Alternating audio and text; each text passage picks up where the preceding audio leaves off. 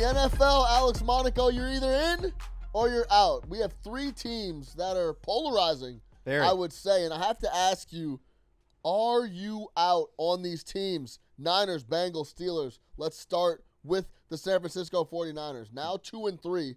Man. It's not something you say often over the last 6-7 years. Sure. That through 5 games, they have a losing record.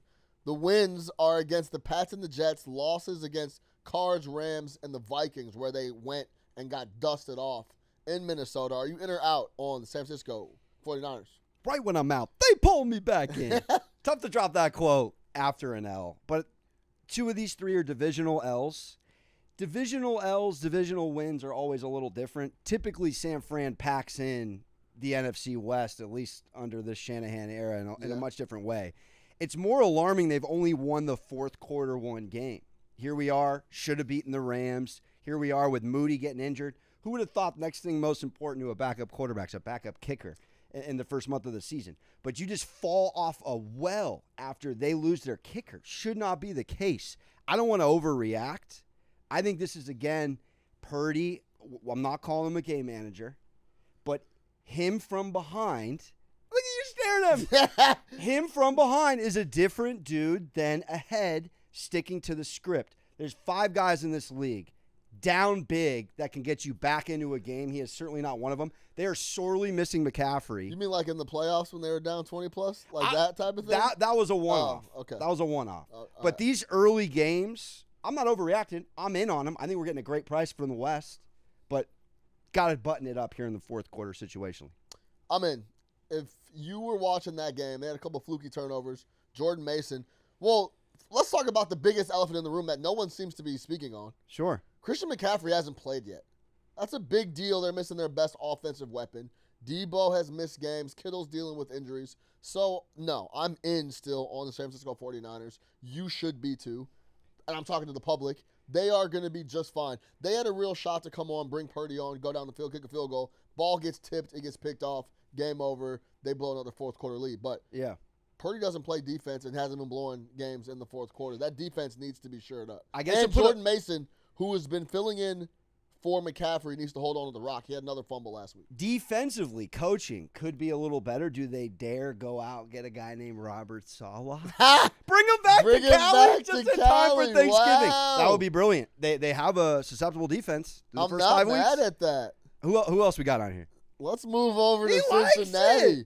Let's go. What do they got, a non-compete? You don't think the Jets got a non-compete on Send that? them back to the NFC. Let's go to Cincinnati. Listen, they're 1-4. Unfathomable. Bengals, we talk about them having slow start year in, year out, year in, year out. Our guy Joe Burrow starts slow, wins games every year. Right. 1-4 is a little bit of a different animal. Now we're starting to deal with flat-out mathematics. They've lost some tough games. Are you in or out on the Bengals? I don't want to be out. Burrow's putting up unbelievable numbers. That slant on that pick against Baltimore, which I had plus 2.5. Humphreys, yeah. It should have been a win. And then talking off air, too, they're right there on a bad call against the Chiefs. And we're talking about 3-2 club. I can't get rid of this team knowing they got a top 5 quarterback still. I don't want to overreact, but then you got our guy Pete showing us they haven't made the playoffs at a 1-4 start since 1970. If we were talking about a 2-3 squad, I'd be in. 1-4 with winnable games coming up regardless. And it seems like the Cincinnati Bengals defense has blatantly told Joe Burrow, you better score 35 to have a chance to win this week. But Hendrickson back helped a little bit. Hendrickson with Hubbard, that's something you can build off of. They made it a little uncomfortable. I mean, the game went over as it should have, but 4 of the last 5 between those two had gone over. Mathematics, I'm out on the Bengals. Also, I want to be clear on this, and I know I'm going to run over, but I don't care. I want to be clear. You cannot have the play of the year like they're saying Lamar Jackson had when you create the issue to have the play of the year. Does that make sense? If you drop the shotgun snap and pick it up and run all over the place and make a play, can't be the play of the year when you drop the snap in the first place. All right? Catch the snap clean, and then we're not talking about the play of the year. I love the Larry David observation. Let's keep it Anyway, going. let's go to Pittsburgh. In or out on the Pittsburgh Steelers. Have now lost 2 straight. You're out? No, I'm asking you. Oh. I'm the host this segment. I'm in.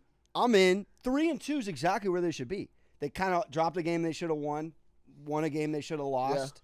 3-2 is where they are. How can you be out on them when they could still go to the bullpen and bring in a top tier? I'm not calling Russell Wilson, Mariano Rivera around here, but I'm just saying they got another pitch they can throw at you. Whereas some of these other teams we're talking about, this is what they got. I'm in on the Pittsburgh Steelers just for this top 2 defense we're seeing through 5 weeks. Yeah, I'm still in because the defense is absolutely legitimate. I will say this is a damning stat. Shout out our guy Pete. Justin Fields, when his defense allows more than 20 points, is 2-28 straight up. Let the Bears fans say it again. That is a nasty number. So, in other words, if you allow any type, there's no offensive explosion coming from that side to get you out of a hole. We saw the clips of George Pickens maybe lacklusterly running some routes as well. But still, with me being out on the Bengals just because that defense is so horrific, I'm still in slightly.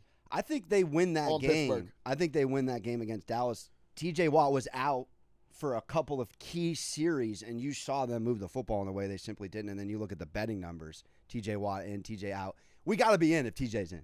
Always. There it is.